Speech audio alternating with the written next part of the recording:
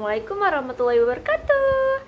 Hai, ketemu lagi sama aku Iza di Learning Journal pertemuan ke-7 di mata kuliah penulisan berita dan artikel. Nah, di pertemuan kali ini aku bakal ngebahas tentang apa aja yang dipresentasikan kelompok 5, yaitu kelompok teman-temanku yang bakal bahas tentang mengenal perbedaan dan contoh artikel, makalah, opini, esai, filter, dan news. Nah, kelompok 5 ini beranggota 7 orang, yaitu pertama ada Alia Gina, kedua ada Dani, ketiga ada Anissa, keempat ada Ahmad, kelima ada Saro, keenam ada Umi, dan terakhir ada Siti Nur Haliza. Nah, di kelompok kelima ini teman-temanku ini diawali dengan presentasinya, yaitu memberikan hasil surveinya atau melihatkan hasil surveinya dengan pertanyaan seperti apakah Anda pernah menulis artikel, makalah, news, dan esai. Terus apakah Anda bisa gitu membedakan artikel, esai, makalah, dan lain-lainnya. Nah, setelah itu mereka menjelaskan pertama, yaitu adalah pengertian artikel. Nah, sudah sering sekali gitu ya dari kelompok-kelompok sebelumnya menjelaskan apa itu artikel. Nah, sekarang kita mengulas lagi nih di kelompok 5. Apa sih pengertian artikel itu? Artikel merupakan tulisan yang berisi pandangan individu yang membahas secara mendalam suatu isu tertentu yang sifatnya aktual atau kontroversial dengan tujuan memberikan informasi, mempengaruhi, dan meyakinkan atau menghibur si pembaca. Nah, apa aja sih karakter artikel ini? Nah, karakteristik artikel adalah pertama, karangannya non-fiksi ya. Yang kedua, karangannya yang tidak tentu panjangnya, tidak panjang.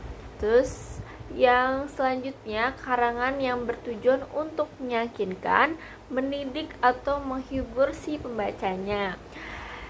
Nah, terus selanjutnya sarana menyampaikannya adalah surat kabar, majalah, dan sebagainya. Dan terakhir, wujudnya karangan berupa berita. Nah, apa aja sih jenis-jenis artikel? Nah, jenis-jenis artikel ada narasi, deskripsi, argumentasi, dan juga persuasi. Dan selanjutnya yaitu makalah. Nah, ini nih yang paling sering di awal-awal semester sampai akhir tuh, yaitu makalah ya, yang sering kita bikin makalah. Nah, apa sih pengertian dari makalah itu apa? Nah, makalah merupakan salah satu bentuk tulisan ilmiah yang menganalisis isu tertentu berdasarkan studi literatur atau penelitian lapangan. Nah, penyusunannya bertujuan untuk memenuhi kewajiban tertentu baik yang bersifat akademis maupun non-akademis. Nah, ciri-ciri khusus makalah itu apa aja sih? Nah, pertama yaitu adalah informasi yang diterapkan memiliki tingkat yang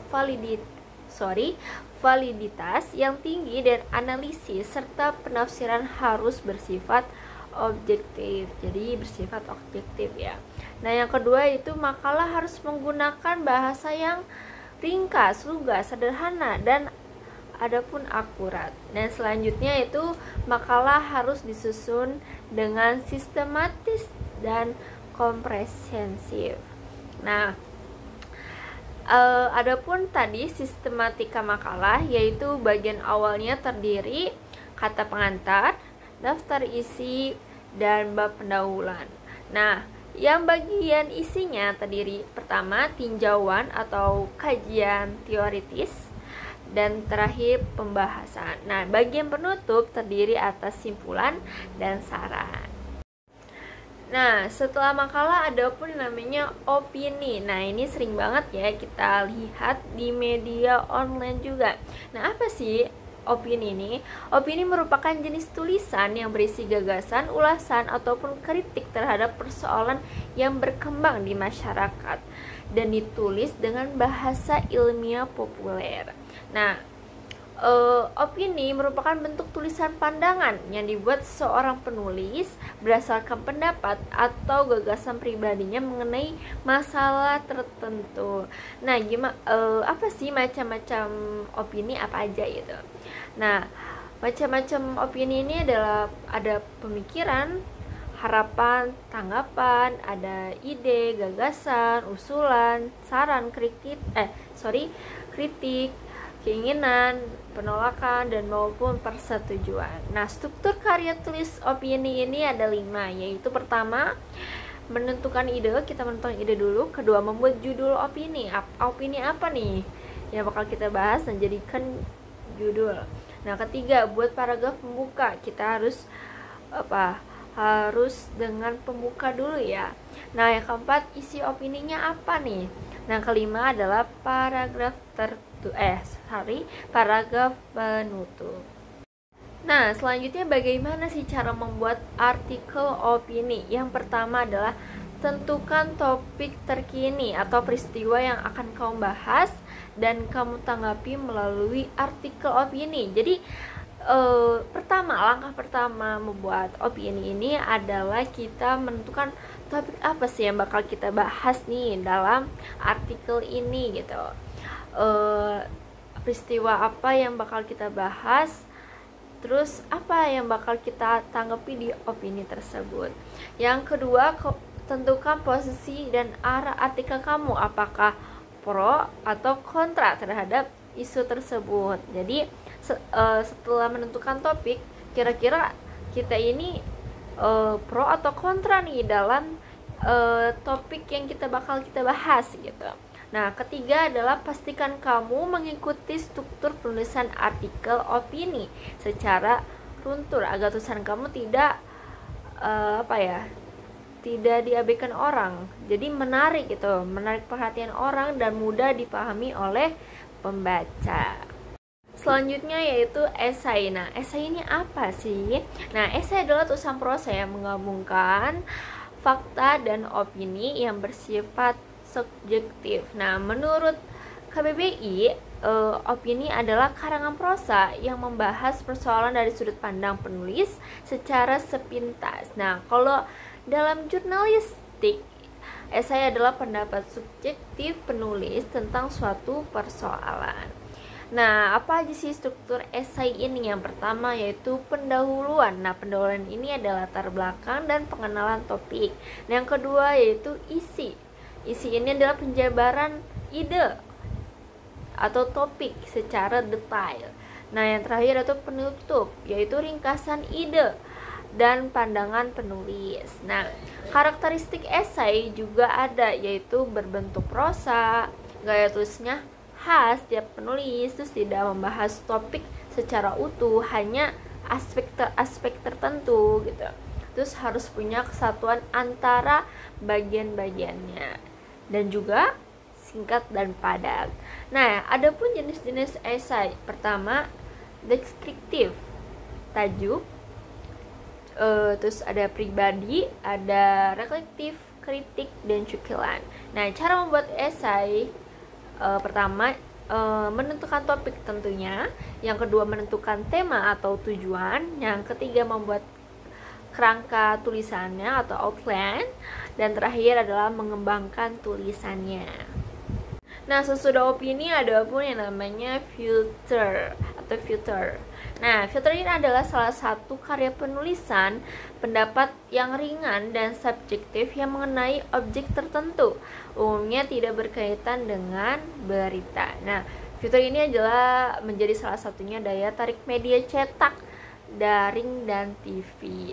Nah, apa aja sih karakter filter? Nah, yang pertama adalah faktual, yang kedua informatif, yang ketiga rekreatif, ringan, kreatif, subjektif, awet, dan juga human interest.